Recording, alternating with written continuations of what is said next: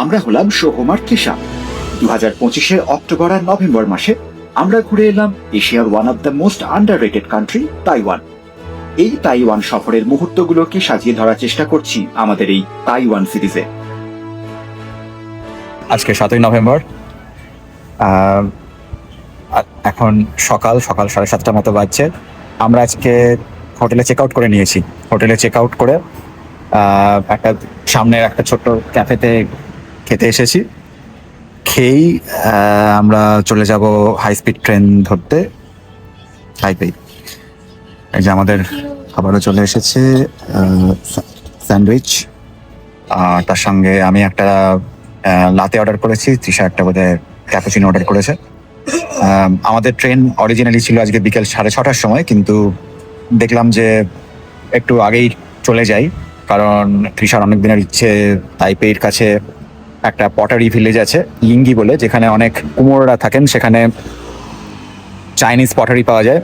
সেই জায়গাটা এক্সপ্লোর করব বলে ভাবছিলাম তাড়াতাড়ি চলে যাই, তাই ট্রেনের টিকিট চেঞ্জ করিয়ে কালকে সকালবেলা ট্রেন নিয়ে নিয়েছি। আর তাইওয়ানে এমনিতেও আর খুব একটা কিছু করার নেই, তো আমরা খেয়ে দিই এবার রওনা দেবো ট্রেন ধরতে।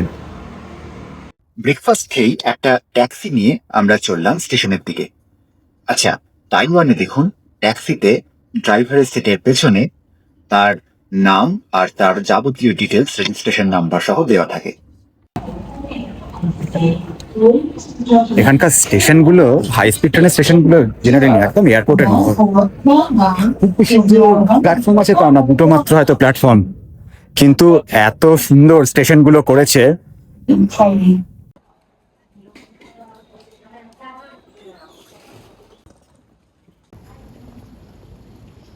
বেস্ট ফিলিং রুম, এই একটা জিনিস আমি তাইওয়ানের সমস্ত জায়গায় দেখতে পাচ্ছি না।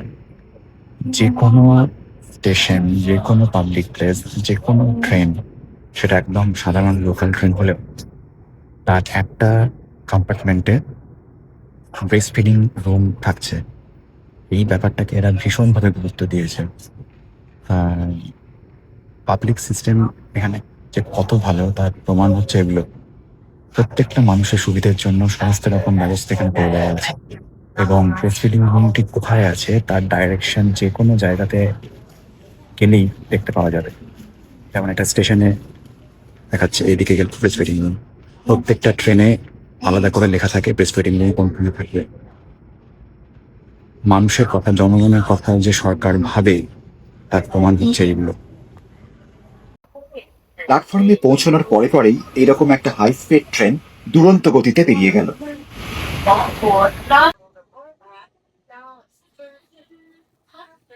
আর আমাদের 8:13 ট্রেন ঠিক 8:13তেই এসে গেল।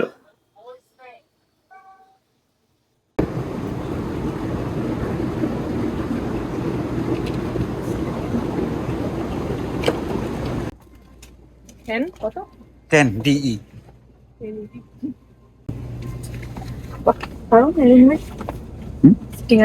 তোমাকে বসতে দেওয়া হবে জানলার ধারে।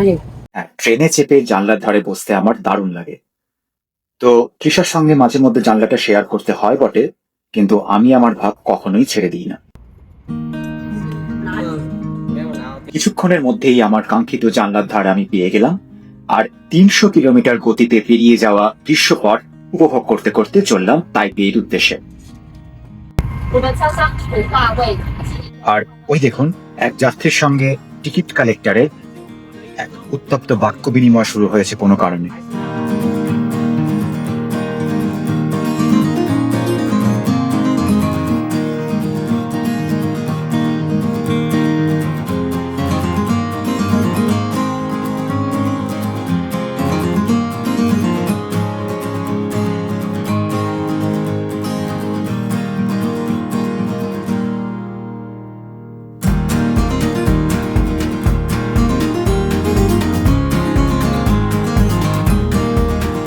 ট্রেন যদিও যাবে তাইপেই পর্যন্ত, কিন্তু আমাদের নেমে যেতে হলো বানচিয়াও নামে একটি জায়গায়, যেখান থেকে আমরা পরের ট্রেন ধরে ইঙ্গে ওল্ড স্ট্রিটে যাব।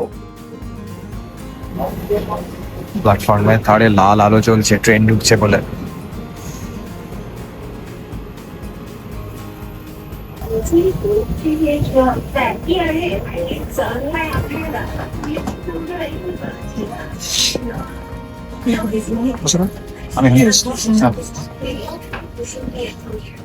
বানচিয়াও থেকে একটা লোকাল ট্রেন ধরে আমরা চললাম ইয়েঙ্গির দিকে। আর ইয়েঙ্গি স্টেশনে নেমে আমাদের মালপত্র সব লকারে রেখে দিলাম। দিলাম লাগেজের মধ্যে। এবার আমাদের একটা দুটো লকার লাগে, এটা অফার হয়ে যায়। ওরা একটা বাহানি 110 একটা। বেড লকারে জিনিসপত্র রেখে সেটাকে লক করার পদ্ধতিটা একবার দেখে নিই। এখানে সমস্ত ইনস্ট্রাকশন দেওয়া আছে। হ্যাঁ, করেছি। সিলেক্ট রোল নাম্বার, প্রথমে হচ্ছে 8 নাকি 8।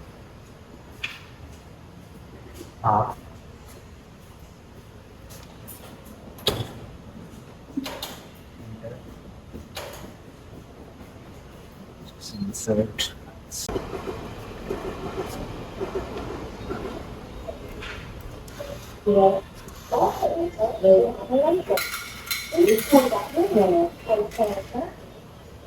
এটা কি একটার হলো? একটা হলো, খুব ইম্পর্টেন্ট এই জিনিসটা। রিসিট দিল একটা নাকি? রিসিপ্টগুলো জিনিসপত্র বের করার সময় এই রিসিপ্টে থাকা কোডটা কিন্তু দরকার, তাই এই রিসিপ্ট খুব ভালোভাবে রেখে দেওয়া প্রয়োজন। আমরা পৌঁছে গেছি ইঙ্গে। ইঙ্গে জায়গাটা তাইপেই শহরের কাছাকাছি, কিন্তু আমরা এলাম আজকে তাইনাম থেকে। লাগেজ রেখে দিয়েছি আমাদের এই স্টেশনের লকারে। এখন আমরা যাচ্ছি সেরামিক্স ওল্ড স্ট্রিটে। ইঙ্গে ট্র্যাডিশনালি হচ্ছে পটারদের জায়গা, এখানে কুমোরদের জায়গা। জেনারেলি এখানে কুমোররা সেরামিক্সের কাজ করে থাকেন চিরকালই। তো এই জায়গাটায় তাইওয়ানের আনডিসপিউটেড ক্যাপিটাল অফ সেরামিক্স। আমরা এখন থেকে দেখতে পাচ্ছি সেরামিক্সের দোকানপাট স্টার্ট হয়ে গেছে ইঙ্গে স্ট্রিটে পৌঁছানোর আগেই, ইঙ্গের ওল্ড স্ট্রিটে পৌঁছানোর আগেই। সেরামিক্সের জনক ডেফিনেটলি চায়না থেকেই পোর্সেলিনের কাজ স্টার্ট হয়েছে, কিন্তু সেই জিনিস তাইওয়ানেও এসেছে এবং তাইওয়ানের শিল্পীরা তারা নিজেদের ভাবনা তার সঙ্গে মিশিয়ে আর একটা নতুন রূপ দিয়েছেন তাকে।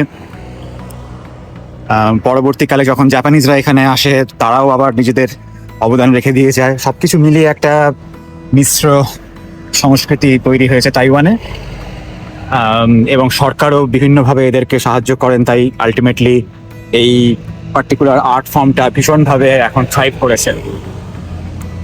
তো যাই সিরামিক স্ট্রিটের দিকে। এখানে একটা সিরামিক্সের মিউজিয়ামও আছে, সেটাও নাকি অবশ্য দ্রষ্টব্য। আগে ওল্ড স্ট্রিটটা দেখবো, তারপরে মিউজিয়ামে যাব। যদি সময় থাকে তাহলে সঞ্জিয়া বলে আরেকটা জায়গা আছে, সেখানেও যাব। তারপরে আমরা বিকেলবেলা আজকে তাইপে ফিরে চলে যাব, তাইপে হোটেলে গিয়ে উঠবো। রাস্তাতে কি সুন্দর ক্যালিগ্রাফি করা, রেল লাইনের পাশের যে রাস্তা তার দেওয়ালটা আজে বাজে পোস্টার দিয়ে না ভরিয়ে রেখে, ভুলভাল পোস্টার, রাজনৈতিক নেতাদের মুখ টুক না দিয়ে, কিছু কিছু দেশ আছে যেখানে তারা সেটাকে শিল্পের কাজে ব্যবহার করে।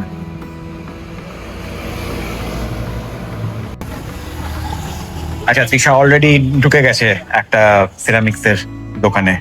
আমরা এখনো ওল্ড স্ট্রিটে আসিনি, তার আগেই ঢুকে গেছে।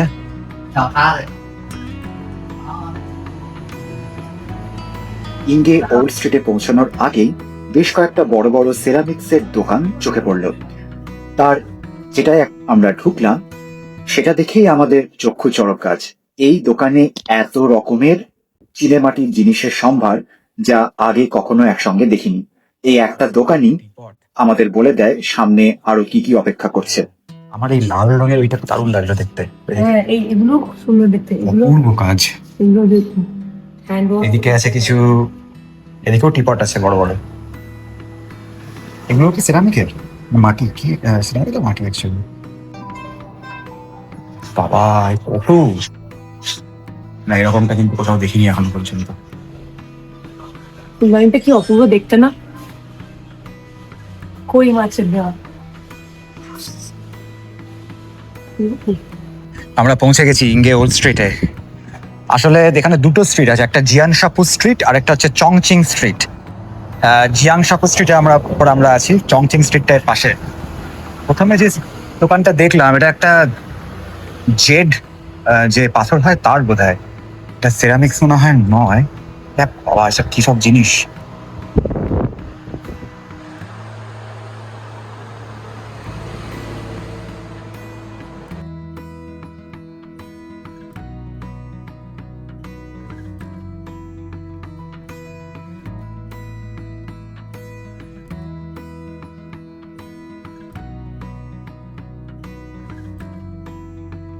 ইঙ্গের এই ওল্ড স্ট্রিটে ঘুরে বেড়াতে বেড়াতে এর সম্বন্ধে আরো কিছু তথ্য আপনাদের সঙ্গে ভাগ করে নেওয়া যাক।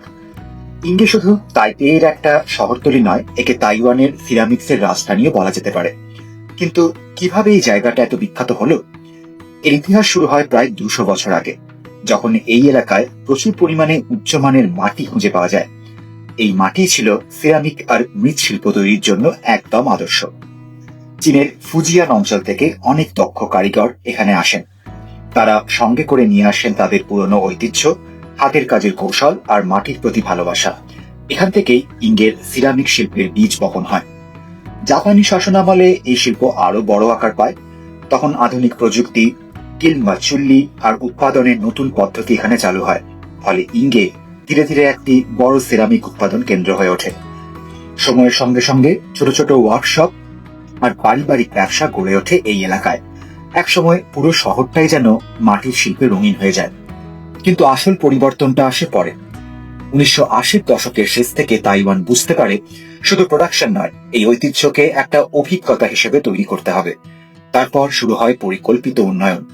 পুরনো পটার্স ভিলেজটাকে ধীরে ধীরে রূপান্তর করা হয়। সুন্দর রাস্তা সাজানো হয়, ওয়াকওয়ে বানানো হয়, সাইনবোর্ড আর তথ্য যোগ করা হয় যাতে পর্যটকরা গল্পটা বুঝতে পারেন। পুরনো ওয়ার্কশপগুলোকেই রাখা হয়, বাট তাদের প্রেজেন্টেশন বদলে দেওয়া হয়। তার সাথে তৈরি হয় ceramic museum, art space, cafe. মানে শুধু কেনাকাটা নয়, দেখা, শেখা, অনুভব করা সব একসাথে। সবচেয়ে গুরুত্বপূর্ণ ব্যাপার হলো এখানে ঐতিহ্যকে কিন্তু ভাঙা হয়নি, তাকে জাস্ট প্যাকেজ করা হয়েছে। এই কারণেই ইঙ্গে আজ এত সুন্দর, এত জীবন্ত।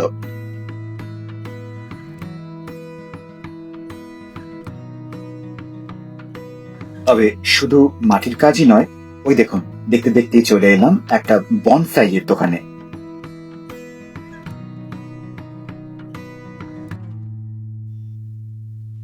এখানকার শিল্পীদের কাজেরও তুলনা মেলা ভার। এই যে সামনের ফ্লাওয়ার ভাসটা দেখে মনে হচ্ছে না একটা 2 ডাইমেনশনাল ফিগার?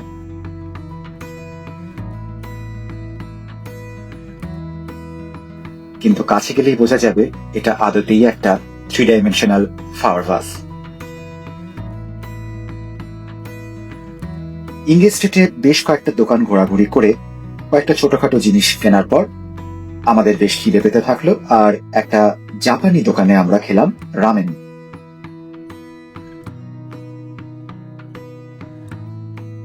খাওয়া দাওয়ার পরে আমরা ইঙ্গের ওল্ড স্ট্রিটের আরেকটা দিক ঘুরতে থাকলাম। এখানে রাস্তাঘাট কত পরিচ্ছন্ন, পরিকাঠামো কি সুন্দর, আর কত রকমের দোকানপাট তাদের নিজস্ব ব্যবসা এখানে মেলে ধরেছে। ঘুরতে ঘুরতে আমার মনে হচ্ছিল আমাদের কলকাতার কুমোরটুলিরও হয়তো এইরকমই সম্ভাবনা আছে। শুধু পরিকল্পনার অভাবের কারণে কুমোরটুলি এখনো অনেকটাই অগোছালো, সংকীর্ণ আর পর্যটকদের জন্য ঠিক পুরোপুরি প্রস্তুত নয়। কিন্তু ভাবুন তো, যদি কুমোরটুলিকেও এইভাবে গড়ে তোলা যেত, তাহলে সেটাও কি বিশ্বের অন্যতম সাংস্কৃতিক গন্তব্য হয়ে উঠতে পারতো না? ঘুরতে ঘুরতে চোখে পড়লো একটা শপিং মল, যেটাও সিরামিক্সের দোকানেই ভর্তি। একটা দোকানে দেখি পর্যটকরা নিজে হাতে মাটির জিনিসপত্র তৈরি করতে পারছেন। তখন জাপানের কোনো এক বিশ্ববিদ্যালয়ের প্রতিনিধিরা মাটির কাজের জিনিসপত্র তৈরি করছিলেন। তারা কোনো এক কনফারেন্সে এসে নিজেদের অফ টাইমে এই ইঙ্গে স্ট্রিট ঘুরতে এসেছেন।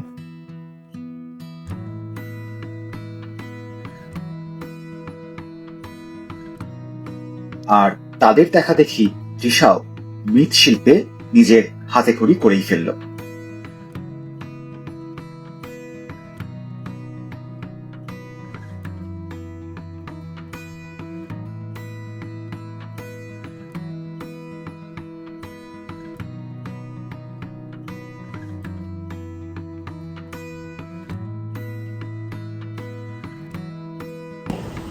আচ্ছা, তৃষা ওখানে মাটির জিনিসপত্র বানাবার কাজে লেগে পড়লো।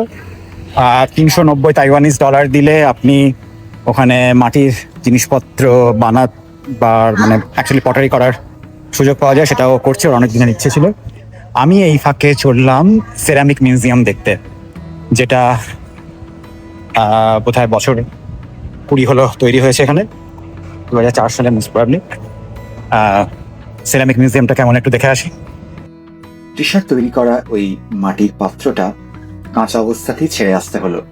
ওরা পরে ওটাকে পুড়িয়ে রং করে সুন্দরভাবে পাঠিয়ে দেন, কিন্তু তাইওয়ান থেকে অস্ট্রেলিয়া ওরা পাঠাতে পারবেন না বলে আমাদের সেই জিনিসটা আর হাতে পাওয়া কখনো হলো না।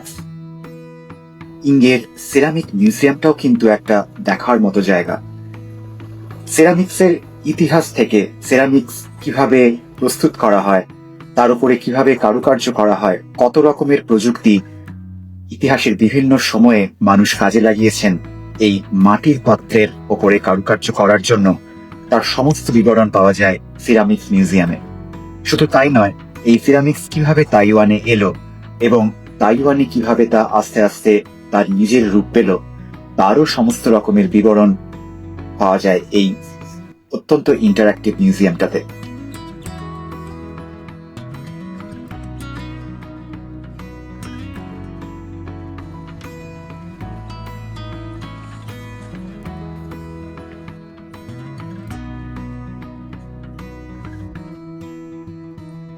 মিউজিয়ামের একটা অংশ জুড়ে ছিল আধুনিক বিজ্ঞান এবং প্রযুক্তিতে সেরামিককে কিভাবে ব্যবহার করা হচ্ছে তার বিবরণ। আমার খুব একটা ধারণা ছিল না যে সেরামিক হিট রেজিস্ট্যান্ট আর ডিউরেবল হওয়ার জন্য চিকিৎসা বিজ্ঞান, এরোস্পেস আর automotive, electronics, phonetics, energy, environment প্রায় সমস্ত জায়গাতেই ব্যবহার করা হয় আজকাল। তৃষা পরে আমার সঙ্গে এই মিউজিয়ামে যোগ দেয়, আর আমরা মিউজিয়াম প্রায় বন্ধ হওয়া পর্যন্ত, অলমোস্ট ঘাট ধরে বের করে দেওয়া পর্যন্ত এখানে সময় কাটাই। এর পরের 3 রাত আমরা কাটিয়েছিলাম তাইপেইয়ের আম্বা হোটেলে। আচ্ছা, এই হচ্ছে হোটেল এর রুম, বেশ বড়। আচ্ছা, রুমের এই হলো বেড, একটা সোফা আছে, একটা টেবিল আছে, টিভি আছে, এইখানে রোপ দিয়েছে, এটা মনে হয় বাথরুম, দেখি। হ্যাঁ, আচ্ছা, শাওয়ার রুম। আর এইখানে হচ্ছে টয়লেট, এটা হচ্ছে এখানে বেসিন। ওরে বাপরে, একটা ছোট ফ্রিজ আছে। লকার। ফ্রিজে কি কিছু দিয়েছে? ফ্রিজে কিচ্ছু নেই, ফাঁকা, কোনো জিনিসই দেয়নি। আচ্ছা, কাউন্টার রয়েছে, চা কফির কাউন্টার রয়েছে, সেখানে চা কফিও দিয়েছে। গুড, দুটো জল দিয়েছে, একটা কফি মেশিন আছে। কিন্তু যেটা সব থেকে ভালো জিনিস এই পুরো হোটেলটার মধ্যে, সেটা হচ্ছে এর বাইরেটা। এর বাইরের এইখানটাতে বসলে একদম সোজা লাইটটা জ্বলছে, তাইপেই 101 দেখা যাচ্ছে, একদম তাইপে। এর উইন্ডোয়ে বসলে সোজা তাইপেই 101। তাইপে 101 এককালের পৃথিবীর সব থেকে উঁচু বিল্ডিং। এখন সব থেকে উঁচু নয়, এখন হয়তো প্রথম 5-এর মধ্যেও আসে না বা প্রথম 10-এর মধ্যেও আসে না, কিন্তু এককালে তাইপেই শহরের এই তাইপে 101 101 তলা এই বিল্ডিং সবচেয়ে উঁচু বিল্ডিং ছিল পৃথিবীর। এখন যেটা হচ্ছে বুর্জ খলিফা দুবাইতে। পরের 3 দিন তাইপেই শহরকে আমরা বেশ ভালোভাবে ঘুরে দেখেছিলাম। এসবের বিবরণ থাকবে আমাদের পরবর্তী পর্বগুলোতে।